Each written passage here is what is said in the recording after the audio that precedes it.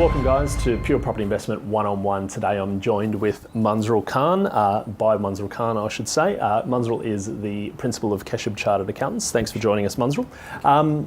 What I'd like to talk about today, if you don't mind, Munzrul, is a little bit more about asset protection when it comes down to buying properties or buying any asset for that matter, and having some sort of defence in place for the offence in which you undertake when buying assets to plan for a better future. Sometimes, unfortunately, the lesser known or lesser thought of aspect of buying property is planning for what if things go wrong, or what if my health deteriorates, or any things that are unforeseen, and not necessarily planning accordingly. So Munzrul, if you wouldn't mind sharing maybe some of the different strategies that people could think about when it comes down to asset protection.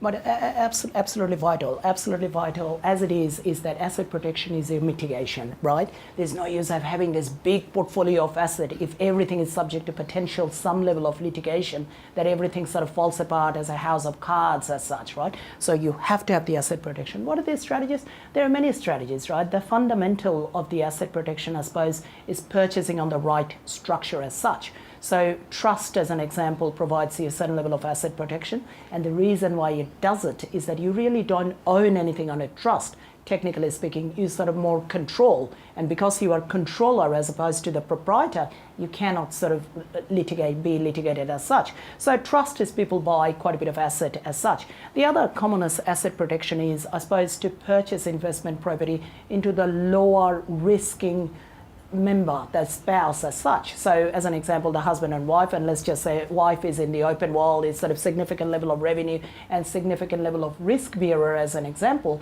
then the principal place of residence, which is your home, right? Your home perhaps should be bought on your husband's name.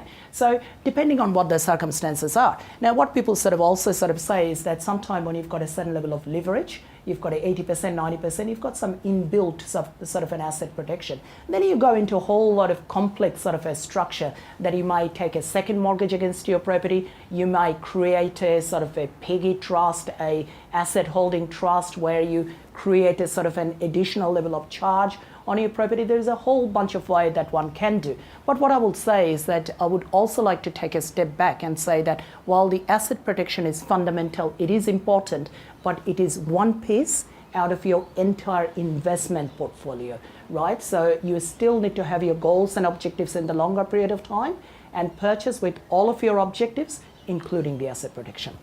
Brilliant. Yeah, there's a few things. Again, I think you sort of talk about the structures are key because they can protect and mitigate, but it doesn't change the fact that the objective of that property still remains the objective of that property, and that fits into the overarching objective of what you're trying to achieve with those actual purchases. The structures in which you buy them under is definitely important, and again, very important in the early stages before you sign contracts, because much of the time, as you know, mate, it's very expensive or sometimes impossible to undo.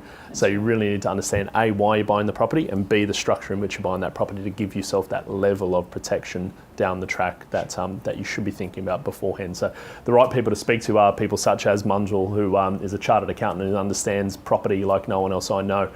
His contact details are at the bottom of the screen, so feel free to contact Munzrul and his team if you do wish to.